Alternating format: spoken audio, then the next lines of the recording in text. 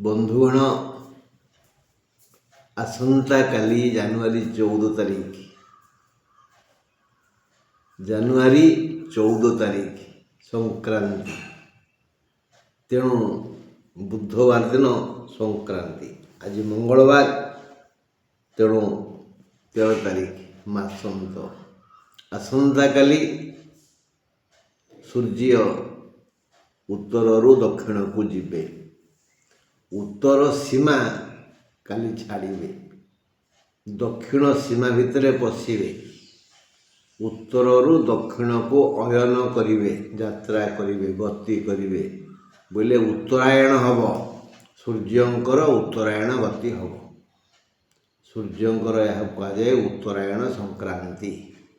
ମକର ମାସରେ ମକର କ୍ରାନ୍ତିକି ସୂର୍ଯ୍ୟ ଯିବେ। ମକର କ୍ରାନ୍ତିକି ସୂର୍ଯ୍ୟ ଗଲେ ତାଙ୍କର ତେଜ ଓ ଆଲୋକ ବଢ଼ିଯାଏ, ଲମ୍ବ କିରଣ ପଡ଼େ। ଧୀରେ ଧୀରେ ଯେମିତି ସକାଳୁ ଧୀରେ ଧୀରେ ସୂର୍ଯ୍ୟ କିରଣ ବଢ଼ି ବଢ଼ିଯାଏ ମଧ୍ୟାହ୍ନ ପର୍ଯ୍ୟନ୍ତ, ସେଇଭଳି କାଲିଠାରୁ ତାପ, ଆଲୋକ, ତେଜ, କାନ୍ତି, କିରଣ ଧୀରେ ଧୀରେ ବଢ଼ି ବଢ଼ିଯିବ। ସୂର୍ଯ୍ୟଙ୍କର ଉତ୍ତରାୟଣ ହେବ। ତେଣୁ ଏହା ହେଉଛି ସୂର୍ଯ୍ୟଙ୍କୁ ନେଇ, ଯେହେତୁ ଏ ପୃଥିବୀର ଜୀବଜଗତ ସବୁକିଛି, ତେଣୁ କାଲି ହେଉଛି ପ୍ରକୃତ ନବଦିବସ ସଂକ୍ରାନ୍ତି, ମକର ସଂକ୍ରାନ୍ତି, ସୂର୍ଯ୍ୟ ପୂଜା। ତେଣୁ ବର୍ଷର ପ୍ରଥମ ଦିବସ। ଆଜି ମାସନ୍ତ ମଙ୍ଗଳବାର। ତେଣୁ ଆଜିର କାହାଣୀ ଆମେ ଶୁଣିବା। କେଉଁ ରାଶି ପାଇଁ କେଉଁ ଗ୍ରହ କେତେ ପ୍ରସନ୍ନ ଅଛନ୍ତି, କେଉଁ ରାଶିର ଲୋକେ କେତେ ପ୍ଲସ୍ କେତେ ମାଇନସ୍ ପଏଣ୍ଟ ପାଇବେ। 13 ତାରିଖ ମଙ୍ଗଳବାର ମେଷ ରାଶି ପାଇଁ 12 ଦୃଷ୍ଟିରୁ ଶୁଭ। ମେଷର ଅଧିପତି ମଙ୍ଗଳ, 12 ହେଲା ମଙ୍ଗଳ। ତେଣୁ 12 ଦୃଷ୍ଟିରୁ ଆଜି ହେଉଛି ଶ୍ରୀବାର। ମେଷ ପାଇଁ ଶ୍ରୀବାର ମାନେ ମଙ୍ଗଳ ଗ୍ରହ ଆଜି ଚେଷ୍ଟା କରିବେ ମେଷ ରାଶିର ସମସ୍ତଙ୍କୁ ସମ୍ପୂର୍ଣ୍ଣ ସୁସ୍ଥ, ସୁଖ, ଶାନ୍ତି ଆଦି ଦେଇ ଆନନ୍ଦ ରଖିବା ପାଇଁ। ଦିନ ବି ଶୁଭ, ଖାଲି ବାର ଶୁଭ ନୁହଁ, ଦିନ ବି ଶୁଭ। ଏଣୁ ସମସ୍ତ ଶୁଭ କାମ ଦିନ ସାରା ହେବ। ଦିନ ସାରା, ମାତ୍ର ସନ୍ଧ୍ୟା 5ଟା 20 ପରଠାରୁ ଅଶୁଭ ଦିନ ଆସିବ, ଅଶୁଭ ସମୟ ଆସିବ, ଅଶୁଭ କାଳ ଆସିବ। ସବୁଯାକ ଭଲ କାମ ଦିନରେ ହେବ, ସବୁଯାକ ଖରାପ କାମ ରାତିରେ ହେବ। ଦିନଟି ଭଲରେ ଯିବ, ରାତି ପାଇଁ ଟିକେ ମନ୍ଦ ସମୟ ଆସିବ। ସନ୍ଧ୍ୟା 5ଟା 20 ପରେ ସମସ୍ତ ଅଶୁଭତା ଆସିଯିବ, ଦୁଃଖ ଆସିବ, ଅସୁସ୍ଥତା ଲାଗି ରହିବ। ରାତି କଥା ସାବଧାନ ରହିଲେ ନିଜ ପାଇଁ ଭଲ। ଦିନ ସାରା ଆୟ, ଅମଳ, ଶାନ୍ତି ସବୁକିଛି ମିଳିବ। ଆୟ ଅମଳ ବଢ଼ିଆ ହେବ। କର୍ମଠ ମାନେ କର୍ମକ୍ଷେତ୍ରରୁ ଯଥେଷ୍ଟ ବେଶୀ ଅର୍ଥ ଲାଭ କରିବେ। ତେଣୁ ଦିନଟି ଆରାମରେ ଯିବ। ସମସ୍ତ ବୃତ୍ତିଗତ ବ୍ୟବସ୍ଥା ଶାନ୍ତିମୟ ହେବ। ବାସ୍, ଯେହେତୁ ଅସୁସ୍ଥ ହେବେ 5ଟା 20 ପରେ, ତେଣୁ ବେଳହୁଁ ସାବଧାନ। ବୃଷ ପାଇଁ ବୁଝିବା। 13 ତାରିଖ ମଙ୍ଗଳବାର। ବୃଷ ପାଇଁ 12 ଦୋଷ ଅଛି। ମଙ୍ଗଳଙ୍କର, ଶୁକ୍ରଙ୍କର ପଡ଼େନି, ଝଗଡ଼ାଝାଟି ଟିକେ ହୁଏ। ମାତ୍ର ଦିନଟି ସବୁ ଦୃଷ୍ଟିରୁ ଶୁଭ।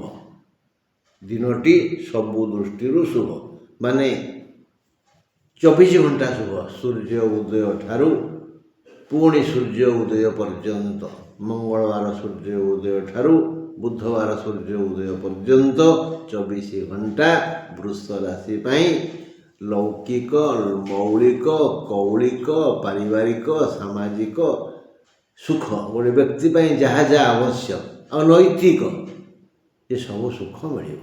ବୌଦ୍ଧିକ ବିକାଶ ହେବ, ଆର୍ଥିକ ବିକାଶ ହେବ, ଆଉ ଦେବ ଦର୍ଶନ ମଧ୍ୟ ହେବ। 13 ତାରିଖ ମଙ୍ଗଳବାର। ବୃଷ ରାଶି ପାଇଁ 12 ଦୋଷ ଅଛି। ମାତ୍ର ଦିନ ସବୁ ଦୃଷ୍ଟିରୁ ଶୁଭ। ସନ୍ଧ୍ୟା 5ଟା 20 ଯାଏ ବିବିଧ ଲାଭ ହେବ। 5ଟା 20 ପରେ ଆୟ ବଢ଼ିଯିବ। ଯେଉଁମାନଙ୍କର ନାଇଟ୍ ଡ୍ୟୁଟି ମାନେ ଯେଉଁମାନେ ରାତିରେ ଖଟନ୍ତି ସେମାନଙ୍କ ପାଇଁ ଆୟ ଓ ଲାଭ ଉଭୟ ମିଳିବ। ସ୍ୱାସ୍ଥ୍ୟ ପ୍ରତି ସମସ୍ୟା କିଛି ନାହିଁ। ସମସ୍ତ ବୃତ୍ତିଜୀବୀ କର୍ମଠଙ୍କର ନୈତିକ ମଙ୍ଗଳ ହେବ। ଅଭାବ ଅସୁବିଧା କିଛି ରହିବ ନାହିଁ ବୋଇଲେ ବୃଷ ରାଶି ପାଇଁ। ମିଥୁନ ରାଶି ମଙ୍ଗଳବାର। ମିଥୁନ ଅଧିପତି ହେଲେ ବୁଧ। ବୁଧ ମଙ୍ଗଳଙ୍କର ଐନକୁଳ ସମ୍ପର୍କ। ବୁଧର ଛାଇ ପଇଲେ ମଙ୍ଗଳଙ୍କର ରାହି ନିଏ। ତେଣୁ 12 ଦୃଷ୍ଟିରୁ ମିଥୁନ ପାଇଁ ଭଲ ନୁହଁ। 13 ତାରିଖ ମଙ୍ଗଳବାର। ମିଥୁନ ରାଶି ପାଇଁ ଅଶୁଭ ବାର, ମାତ୍ର ଶୁଭ ଦିନ। ଦିନଟି ଶୁଭ ଅଛି। ବନ୍ଧୁ ସହଯୋଗ ମିଳିବ। ଭାଇ ବନ୍ଧୁ କୁଟୁମ୍ବଙ୍କର ଆଦର ପାଇବେ। ସନ୍ତାନ ସଂକ୍ରାନ୍ତୀୟ ଶୁଭ ଖବର ଶୁଣି ଖୁସି ହେବେ। ଆଉ ସ୍ୱବିଦ୍ୟା ବୁଦ୍ଧିର ପ୍ରମାଣ ଦେଇ ପ୍ରଶଂସିତ ହେବେ। ଏହିପରି ନାନାବିଧ ସୁଖ ମିଳିବ। 5ଟା 20 ପରେ ସମସ୍ତ ପ୍ରକାର ବ୍ୟବସାୟରେ ପ୍ରବଳ ଲାଭ ହେବ। ଶାରୀରିକ ସମସ୍ୟା ନାହିଁ। ରାତି ବ୍ୟବସାୟଟା ଭଲ ହେବ। ଶୀତ ଦିନ ହେଲେ ବି ଶୀତ ରାତିରେ ବି ଗ୍ରାହକମାନେ ଆସିବେ। ଯିଏ ଯେଉଁ ସୁନା ବିକୁଥାଉ କି ଚୁନା ବିକୁଥାଉ ବା ପାରା ବିକୁଥାଉ କି ହୀରା ବିକୁଥାଉ, ଯାହାର ଯାହା ଆବଶ୍ୟକ, ହଁ, ବ୍ୟବସାୟୀମାନଙ୍କର ବୃତ୍ତିଗତ କାମ ହେବ। କମ୍ପାନୀମାନେ ପ୍ରାୟ ରାତିରେ କାମ କରନ୍ତି ଇତ୍ୟାଦି। କିନ୍ତୁ କର୍କଟ ରାଶି ପାଇଁ ଦିନଟି ଅସୁବିଧାରେ ଯିବ। 13 ତାରିଖ ମଙ୍ଗଳବାର କର୍କଟ ରାଶି ପାଇଁ ଶୁଭ ବାର, ମାତ୍ର ସନ୍ଧ୍ୟା 5ଟା 20 ଯାଏ ଅଶୁଭ। ସନ୍ଧ୍ୟା 5ଟା 20 ଯାଏ ଅଶୁଭ। ଦିନଟି ଶୁଭରେ ଯିବନି। ସନ୍ଧ୍ୟା ପରେ ଶୁଭ ସମୟ ଆସିବ। ନିନ୍ଦା ଅପବାଦ ମିଳିବ। ଦିନ ସାରା ନିନ୍ଦା ଅପବାଦ।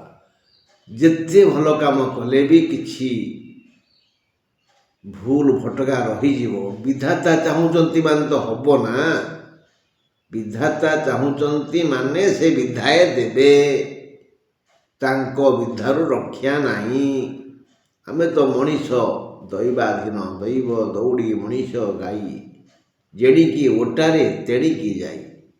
ହଁ, ଏଇଟା ତ ଭାଗ୍ୟ ଆଉ। ଆଚ୍ଛା, ଆୟ ଅମଳରେ ବାଧା ଆସିବ।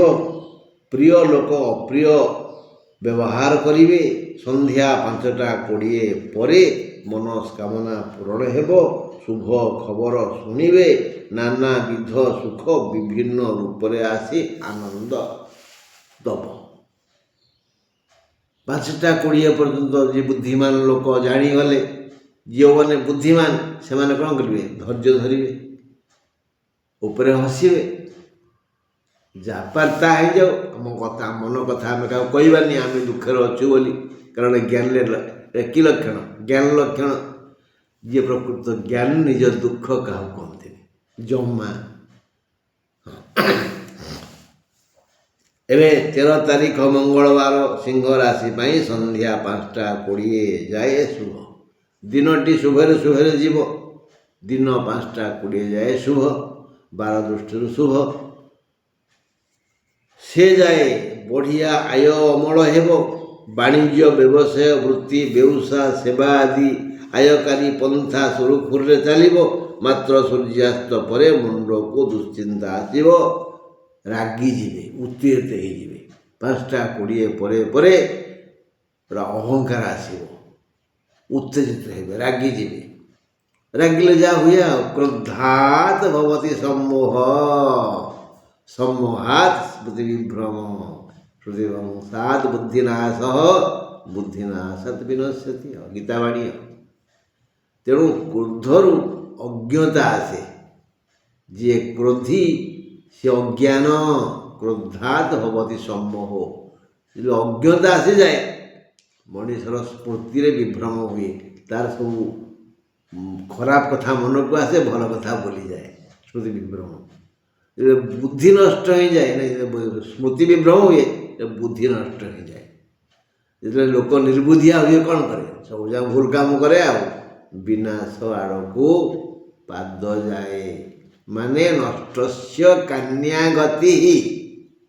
ଯିଏ ନଷ୍ଟ ହେବାକୁ ଚାହିଁବ ସେ ରାଗୁ, ସେ କ୍ରୋଧକୁ ନିଜ ପୋଷା ଶୁଆ ଭଳି କୋଳରେ ରଖୁ। ଯାହାର ବିନାଶ ପାଇଁ ଚିନ୍ତା ଅଛି ସେ ରାଗୁ। ରାଗିବାଟା ଭଲ କଥା ନୁହଁ।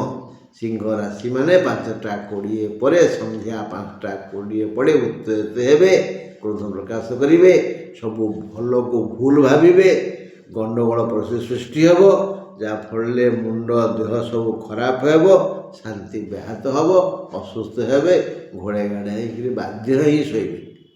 ତାଙ୍କ ଫୁଟାଣି ଆଉ କାମ ଦେବନି। ଆଚ୍ଛା, ଯିବା ମଙ୍ଗଳବାର 13 ତାରିଖ କନ୍ୟା ପାଖକୁ।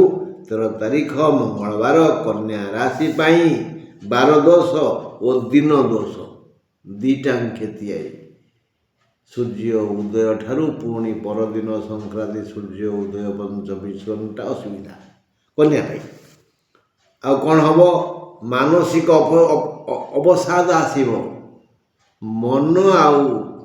ମନ ସିନା ଠିକ୍ ଥିଲେ ସବୁ ଠିକ୍ ଠାକ୍। ସେ ମନକୁ ଦେଖିବା, ଜାଣିବା, ବୁଝିବା ବଡ଼ କାଠିକର ପାଠ। ତେଣୁ ମନ ଅବସାଦ ବଢ଼ିଯିବ, ସାଧାରଣ ଆୟ ହେବ, ସେ ଆୟ କିଛି ନୁହଁ। ମାନେ ପର୍ବତ ଗିଳା ମାଙ୍କଡ଼କୁ ମୁଢ଼ି ମୁଆଁ। ଯେଉଁ ମାଙ୍କଡ଼ ପର୍ବତ ନଗିଳିଲେ ପେଟ ପୁରେ ନା, ସେ ଗୋଟେ ମୁଢ଼ି ମୁଆଁ ଖାଇବ, ତାର ଯାହା ହେବ। ଆଉ ପର୍ବତ ଗିଳା ମାଙ୍କଡ଼କୁ ମୁଢ଼ି ମୁଆଁ। ସାଧାରଣ ଆୟ ହେବ। ଆଉ ଆଜି ଯେଉଁ କନ୍ୟା ରାଶି ମହିଳାଙ୍କର ବା ଘାତଚନ୍ଦ୍ର, ଯେମିତି ସିଂହ ରାଶି ମହିଳାଙ୍କର ଘାତଚନ୍ଦ୍ର, ସେମିତି ଏଇ ଯେଉଁ ଉତ୍ତେଜିତ ହେଲେ ନିଜର କ୍ଷତି ହେବନି। ସିଂହ ରାଶି ମହିଳାଙ୍କର ଘାତଚନ୍ଦ୍ର, କନ୍ୟା ରାଶି ମହିଳାଙ୍କର ଘାତଚନ୍ଦ୍ର। ମହିଳାମାନେ ମାଆ ମାନେ ଟିକେ ହୁସିଆର ରୁହନ୍ତୁ, କେଉଁଠି ବାଡ଼େଇ ପିଟି ହେଇଯିବେ, ଗଲା ଆମ ଖାଇବା ବନ୍ଦ ହେଇଯିବ। ସ୍ୱାସ୍ଥ୍ୟ ସମସ୍ୟା ଆସିବାରେ ମାତ୍ର 5ଟା 20 ସନ୍ଧ୍ୟା 5ଟା 20 ପରଠାରୁ ଏକ ସୁନ୍ଦର ପରିବର୍ତ୍ତନ ହେବ। କ୍ରମଶଃ 5ଟା 20 ଠାରୁ ସୁନ୍ଦର ପରିବର୍ତ୍ତନ ହେବ। କ୍ରମଶଃ ମୌଳିକ କୌଳିକ ସୁଖ ମିଳିବ। ମାନେ ମୌଳିକ ଆଉ କୌଳିକ, ବୁଝିପାରୁଛନ୍ତି ତ? ମାନେ ଯେଉଁ ସୁଖଟା ମିଳିବ ନିଜ ପାଇଁ, ଏଇଟା ମୌଳିକ ସୁଖ। ତମ ସୁଖରୁ ତୁମେ କାହାକୁ ଦେଇପାରିବନି, ଚାହିଁଲେ ବି ଦେଇପାରିବନି। ତମ ନିଜ ପାଇଁ ସୁଖ ମିଳିବ, ଅନ୍ୟ ତମ ସୁଖରେ କେହି ଭାଗ ନେଇପାରିବେନି। ମୌଳିକ ଆଉ କୌଳିକ, ଆମ କୂଳରେ ଆମ ବଂଶରେ ଯେଉଁ ସୁଖ ମିଳିଲେ ଆମେ ଖୁସି ହଉ। ହଁ, ବୁଝିପାରୁଛ? ମୌଳିକ କୌଳିକ ସୁଖ ମିଳିବ। ସ୍ୱାସ୍ଥ୍ୟ ସମସ୍ୟା ଦୂରୀଭୂତ ହେବ। ଆୟକାରୀ ସଂସ୍ଥାର ଭଲ ଆୟ ହେବ, ଲାଭ ବି ହେବ। ଶୀତ ଦିନ, ଆଉ ଯାହା ହେଲେ ବି ଦିନଟା ସିନା ଭଲରେ ଗଲେ ଭଲ। ହଉ, ଆସନ୍ତୁ ଯିବା ତୁଳା ପାଖକୁ। 13 ତାରିଖ ମିନ ମଙ୍ଗଳବାର ତୁଳା ରାଶି ଲାଗି ଅଶୁଭ ବାର ହେଲେ ବି ଶୁଭ ଦିନ। ବାରଟା ଅଶୁଭ, ଶୁକ୍ର ମଙ୍ଗଳ ପଡ଼େନି, କିନ୍ତୁ ବଢ଼ିଆ ଦିନ।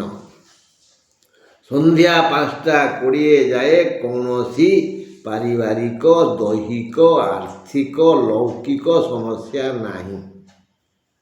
ସୂର୍ଯ୍ୟୋଦୟ ଠାରୁ ସୂର୍ଯ୍ୟାସ୍ତ ପର୍ଯ୍ୟନ୍ତ କୌଣସି ପ୍ରକାର ସମସ୍ୟା ନାହିଁ।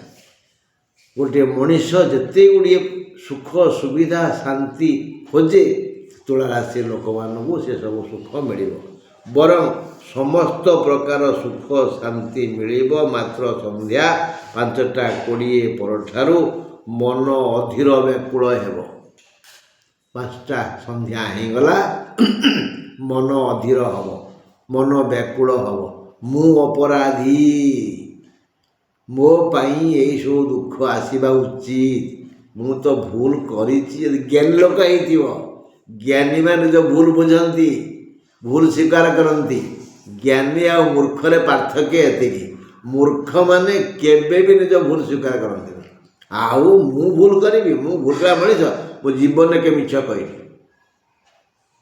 ଯେଉଁ ଲୋକ ଏକଥା କହନ୍ତି ମୁଁ ଭୁଲରେ ମିଛ କହିନି, ସେ ଶଳା ଜୀବନ ସାରା ମିଛ କହନ୍ତି, ପ୍ରତି ମୁହୂର୍ତ୍ତରେ ମିଛ କହନ୍ତି, ଭାରି ମିଛୁଆ। କୁଳାଙ୍ଗାର ଯେଉଁମାନେ ଏମିତିଆ ଲୋକ କହନ୍ତି ମୁଁ କେବେ ମିଛ କହିନି, ଯେ ଭାରି ମିଛୁଆ, ଭାରି ଅପରାଧୀ ସେମାନେ। ମୂର୍ଖ କେବେ ବି ନିଜ ଭୁଲ ସ୍ୱୀକାର କରେନି, କେବେ ବି ନାହିଁ। ଜ୍ଞାନୀମାନେ ନଇଁ ପଡ଼ନ୍ତି। ନମ୍ରନ୍ତି ଗୁଣିନୋ ଜନାହା ନମ୍ରନ୍ତି ଫଳିନୋ ବୃକ୍ଷିଆ। ଫଳ ଭରା ଗଛ ନଇଁ ପଡ଼େ, ଗୁଣୀ ଜ୍ଞାନୀ ନଇଁ ପଡ଼ନ୍ତି। ହେଲା, ମୁଁ ଭୁଲ କରୁନି ଏକଥା କେବେ କହିବେନି।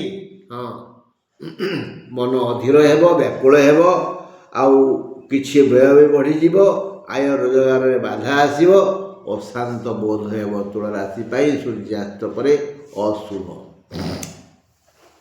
13 ତାରିଖ ମଙ୍ଗଳବାର, ବିଛା ରାଶି ଲାଗି ଶୁଭବାର। ସନ୍ଧ୍ୟା 5ଟା 20 ପରେ ଶୁଭ ଦିନ। ସେ ଯାଏ ବ୍ୟୟ ବୃଦ୍ଧି ହେବ, ଦେହ ଅସୁସ୍ଥ ହେବ, ଯନ୍ତ୍ରଣା ଦୁଃଖ ବଢ଼ିଯିବ, ଆୟ ଅମଳରେ ବାଧା ଆସିବ। ସନ୍ଧ୍ୟା 5ଟା 20 ପରେ ଏ ସମସ୍ତ କଳହର ଆପୋଷ ସମାଧାନ ହେବ। ସମସ୍ତ କୌଳିକ ସୁଖ ଓ ପାରିବାରିକ ଶାନ୍ତି ମିଳିବ। ଭୋଜନ ଶୟନରେ ବାଧା ନାହିଁ। 5ଟା 20 ଯାଏ ସମସ୍ୟା ବିଛା ରାଶିର 5ଟା 20 ଯାଏ ସମସ୍ୟା, ନାନାବିଧ ସମସ୍ୟା ଲାଗି ରହିବ, ନାନାବିଧ ସମସ୍ୟା। ହଁ, 5ଟା 20 ପରେ ଗୋଟେ ବ୍ୟକ୍ତି ପାଇଁ, ଗୋଟେ ଲୋକ ପାଇଁ, ଗୋଟେ ମଣିଷ ପାଇଁ ଯେଉଁ ସୁଖ ଅଛି ତାହା ସବୁ ଅଳ୍ପ ଅଳ୍ପ ମିଳିବ। ଯେଉଁ କଳହ ପ୍ରବୃତ୍ତି ହେଇଥିବ, ଝମିଲା ହେଇଥିବ, ତା ଆପୋଷ ଆଲୋଚନାରେ, ମାନେ ତୁମେ ଯାହା ସାଙ୍ଗେ ଝଗଡ଼ା କରିଥିବ, ମୋ ସାଙ୍ଗେ ଝଗଡ଼ା କରିବ, ତୁମ ପ୍ରକୃତି ମୋ ଭୁଲ ଖୋଜିବାଟା, ମୋ ପ୍ରକୃତି ତୁମ ଭୁଲ ଖୋଜିବାଟା, ଏମିତି ଝଗଡ଼ା ଯେମିତି ହେଲା, ଏଇ ଝଗଡ଼ା ଝାଟି ଭିତରେ ତୁମେ ମୁହଁ ଭୁଲେଇଛ, ମୁଁ ଭୁଲେଇଛି, ଏଇଟା ହେଇଥିବ, ସେ ଆପୋଷ ଆଲୋଚନାରେ ସମାଧାନ ହେବ।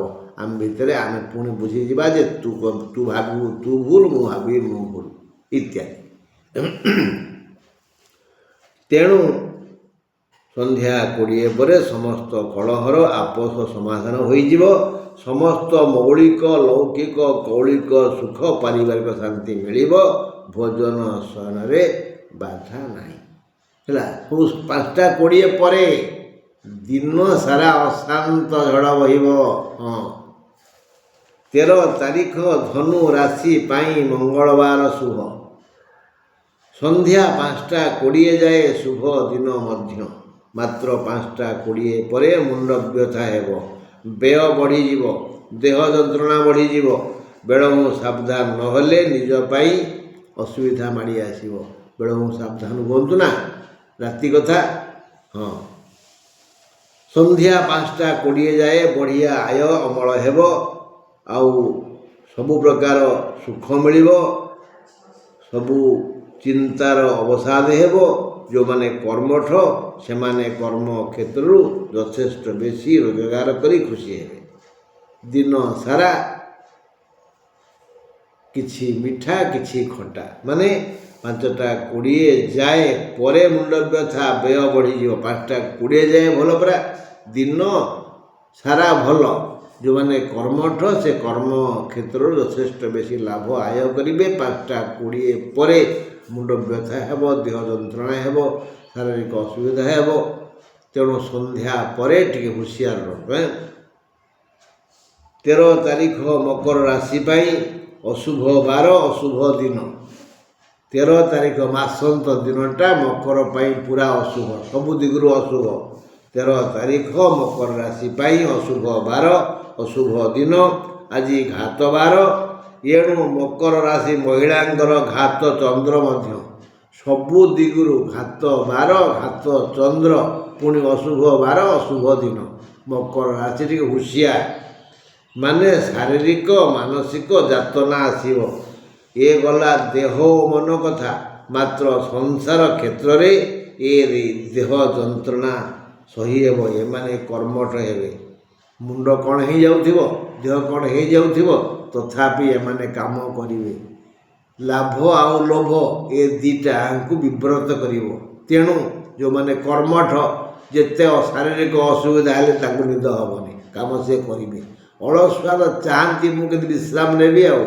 ହଁ, ଯେଉଁମାନେ କର୍ମଠ ସେମାନେ ମଧ୍ୟ ଏଇ ଶାରୀରିକ ମାନସିକ ଯନ୍ତ୍ରଣା ଭିତରେ କିଛି ପରିଶ୍ରମ କରିବେ। ସନ୍ଧ୍ୟା 5ଟା 20 ଯାଏ ଯାବତୀୟ ଅନ୍ୟାନ୍ୟ ସୁଖ ପାଇବେ। ତାପରେ ରୋଜଗାର ବଢ଼ିଯିବ। କଥାଟା ଭଲ ହେଲାନି। ଯେହେତୁ ଦେହ ଅସୁବିଧା ବେଳେ ରୋଗ ବ୍ୟାଧି ଥିଲାବେଳେ କଠିନ ପରିଶ୍ରମ କଲେ ଆଉ ଅଳସ ହେଇଥିଲେ ଶୋଇପଡ଼ିଥିଲେ ରୋଗ ବଢ଼ିଯାଇଥାନ୍ତା, ରୋଗ ଭଲ ହେଇଯିବ। ତାପରେ ସନ୍ଧ୍ୟା 5ଟା ପରେ ତାଙ୍କର ଆୟ ଇନକମ୍ ବଢ଼ିଯିବ, ଆୟ ଅମଳ ରୋଜଗାର ସବୁ ବଢ଼ିଯିବ।